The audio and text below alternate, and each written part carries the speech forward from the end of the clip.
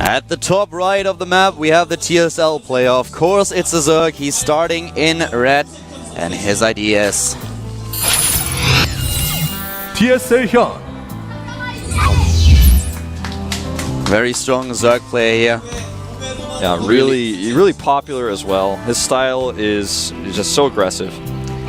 His opponent starting to the bottom left, the StarTale player. He's a Terran, fallen from grace, not with the best results recently. StarTale Bomber. Yeah. Did not really live up to all the potential that he had and still has.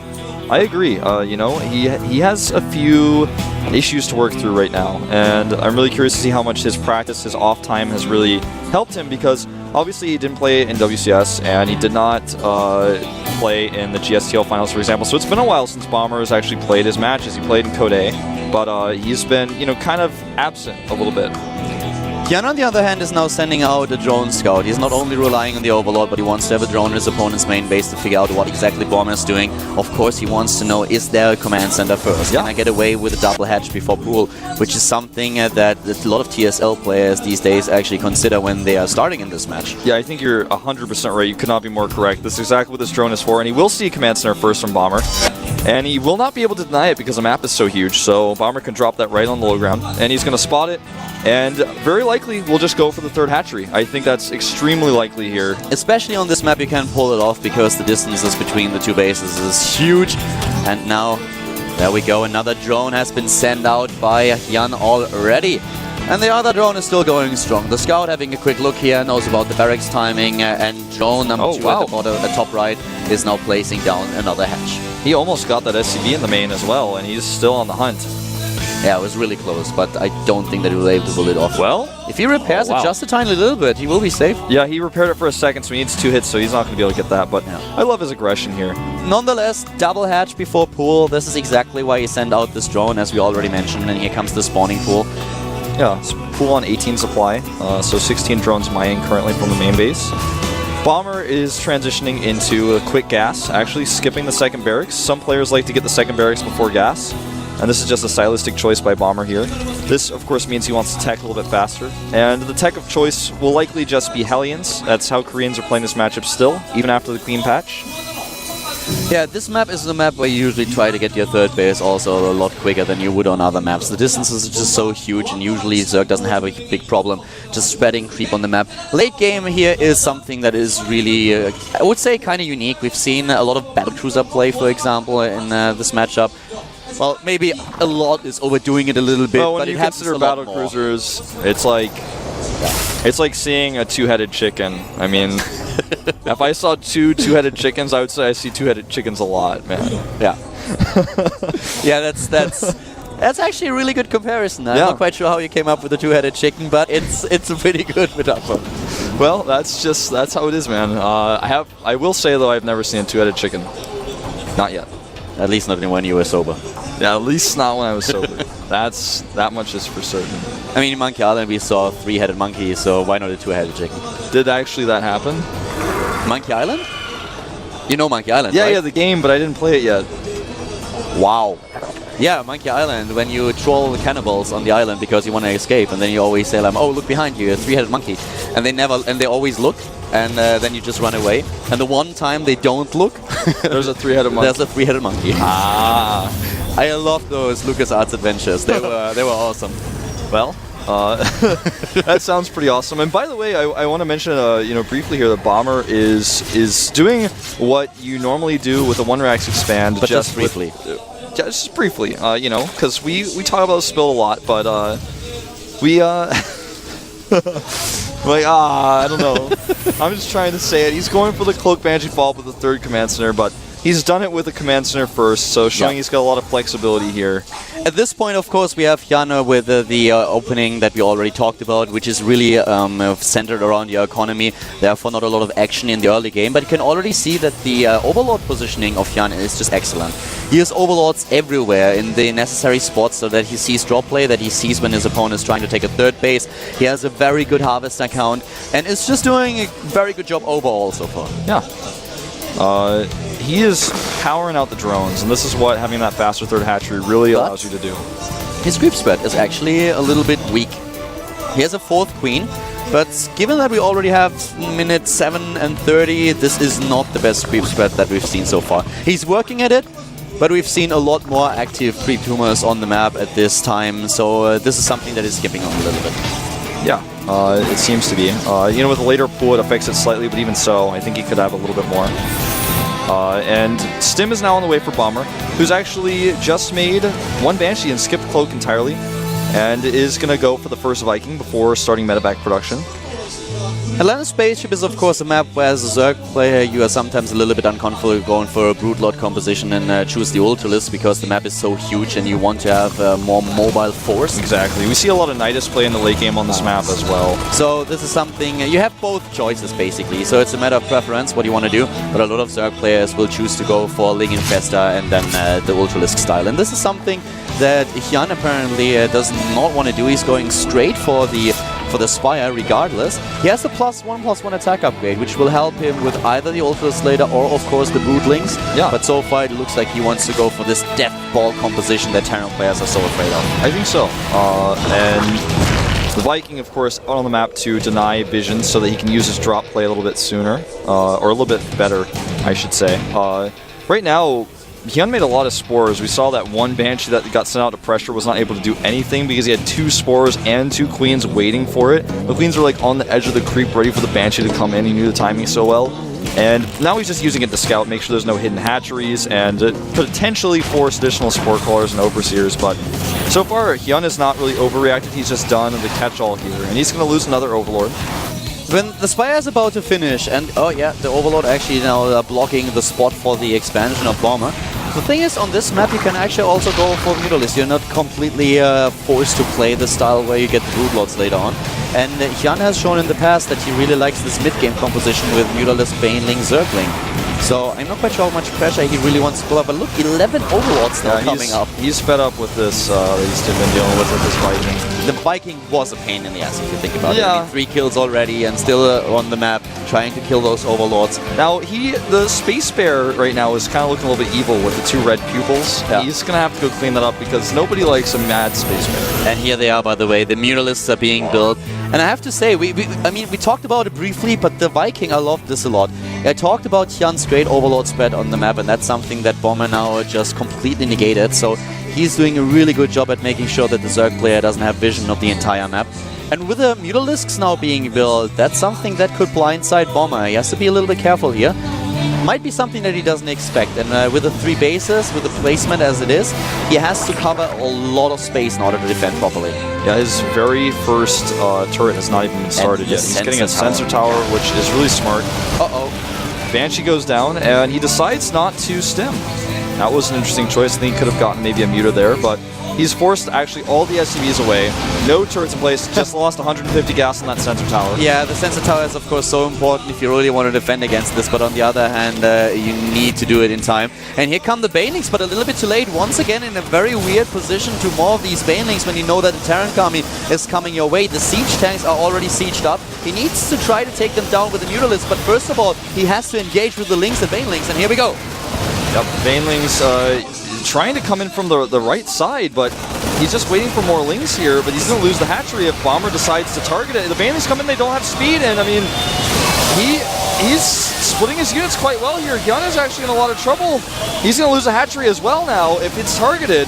Yeah, HyuN is losing drones now. He's losing a lot of them, and the hatch will definitely go down. There it is, already down to... that's it. Yep. I can't even finish my sentence that fast as the hatchery is losing its points and dies. That's true, man. I really respect actually that Bomber killed the hatchery last, because that's something that like cannot move. For example, he killed the army first and then killed as many drones as he could and then worked on the hatchery once he knew that nothing else was something he could kill. And so now HyuN kind of has the short end of the stick in this map. He's remade the hatchery already, and Bomber is moving out across the map with 2 siege tanks, but this may not be enough. How many Lings does HyuN have? Only 44. He lost a lot in that last fight. And with the positioning here, it's actually going to be so annoying. He may lose Banelings if he does not actually commit carefully. And HyuN just says, no, not trying it. Remakes the hatchery in different locations. Yeah, he just can't establish this 4th base. And HyuN's Baneling micro was not the best in the first fight. He lost too many against the siege tanks, which is of course also also something that we have to give Bomber credit for, because he targeted so well and made this happen. Now we have the transition for HyuN into the late game, but Bomber is really putting on the pressure. He has drops everywhere. As this position at the 4th base. At the same time, another sensor tower has been built so that he knows about potential Muta run-bys or Ling run-bys. Really well played by Bomber so far, but HyuN is not out of this, especially with the bank that he built up. Yeah, and you know, Bomber's defense at the 4th is so sick. With the sensor tower, yeah, he lost the first one, we made the second one. You know, you dump 100 gas into that every time, but it's worth it because that means that you may not lose your refineries, for example, to Mutalisk. And also, he's got this bunker set up with 2 bunkers, siege tanks near his natural, so he's not going to be dealing with any run-bys. And so far, so good with him here. The upgrades are in, you know, HyuN's advantage for just a little bit, but actually +3 is faster for Bomber, who is going for a slight drop over here, but he's denied. And of course, one of the problems that Bomber is going to face now is that HyuN has his Infestors ready. Another attempt of Bomber to take down the 4th, and he succeeds, kills it. So this is getting a little bit thin. The air is getting really thin for HyuN. He just doesn't have the income anymore. Exactly. I mean, he's ahead in supply, but that's not going to last for too much longer. That run-by defense that I was talking about did not have actually the units in the bunkers, so HyuN gets into the main base, and he has actually locked in there with those Lings, and Bomber is forced to return home here.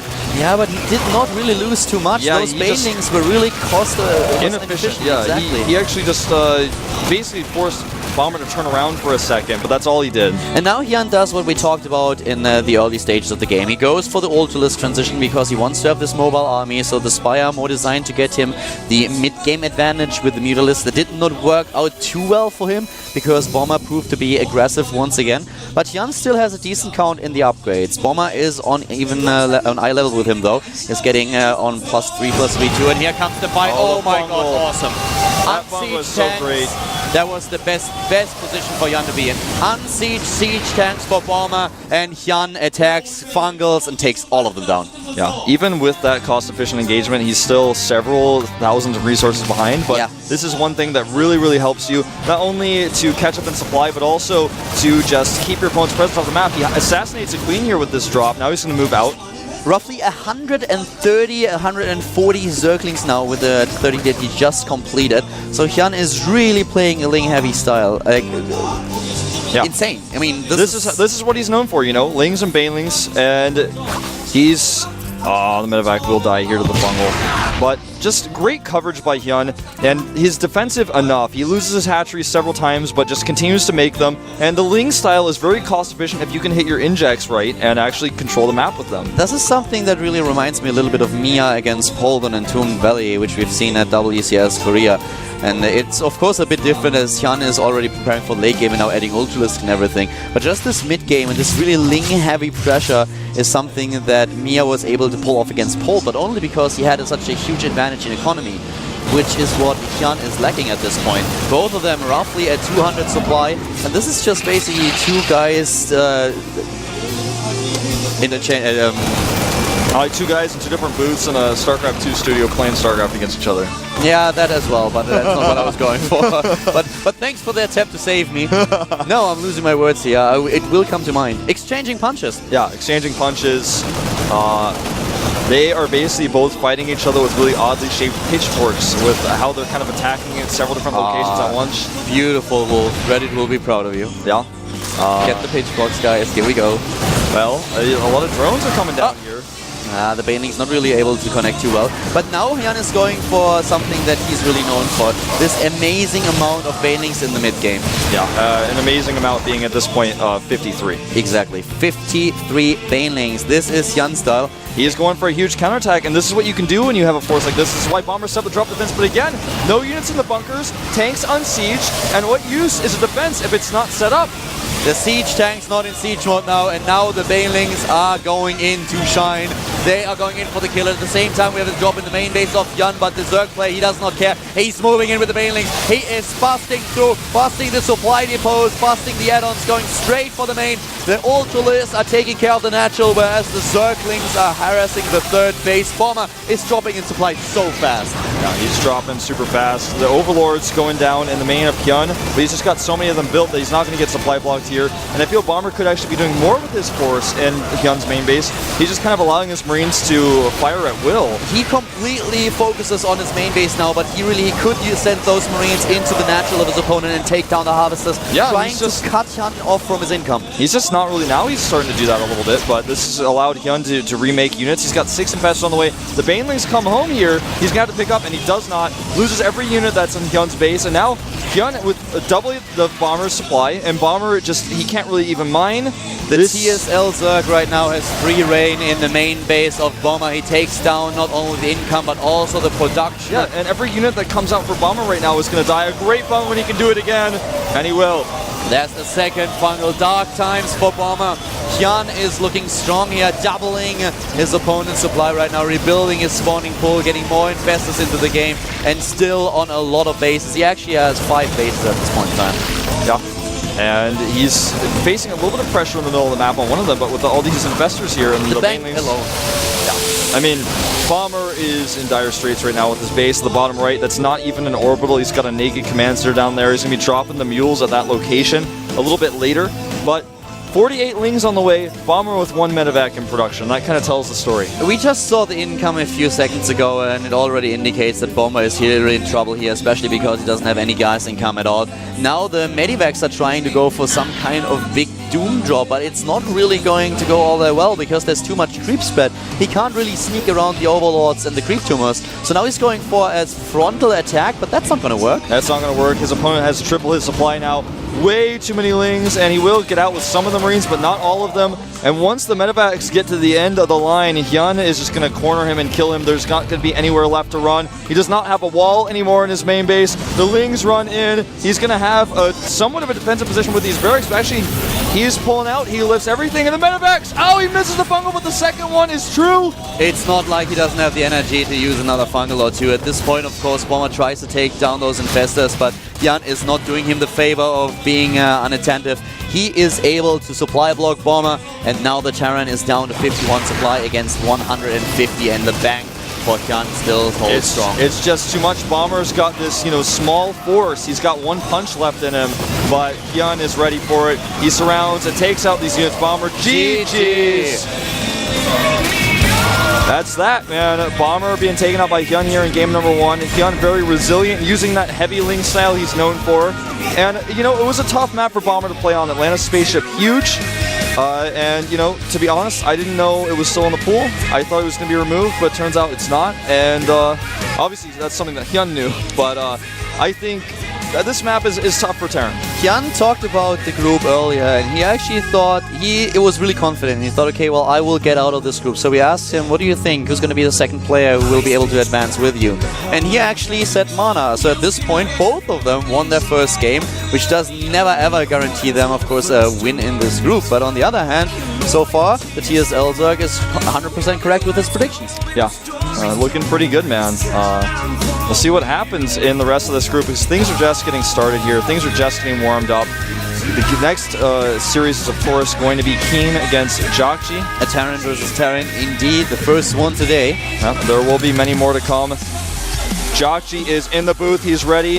This guy, he had his one chance, in the finals last time. He made that work for him, but since then, he's been around. He looked strong, but in some areas, he just is not quite able to follow through and finish things up. He's kind of floated around the up and downs, the lower part of Code S, and even sometimes in Code A. I actually think that both of them are a little bit inconsistent in their play, just in general. Both of them, of course, great players with a lot of potential, which is something that Jakji has shown when he took this GSL championship.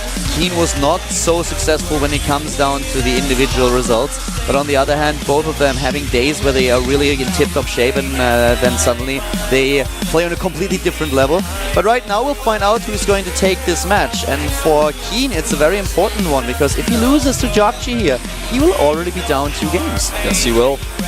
This is really important for him. He does not want to be down 2 games in this group. Obviously, that's a rough start. Sometimes when that happens, you don't have your fate in your hands anymore in the up and down groups. We'll see what Jakji wants to do here in this Terran versus Terran. It's his first appearance today. This is the GSL up and down match. It's for 2012 Season 4 with Haldor and Wolf.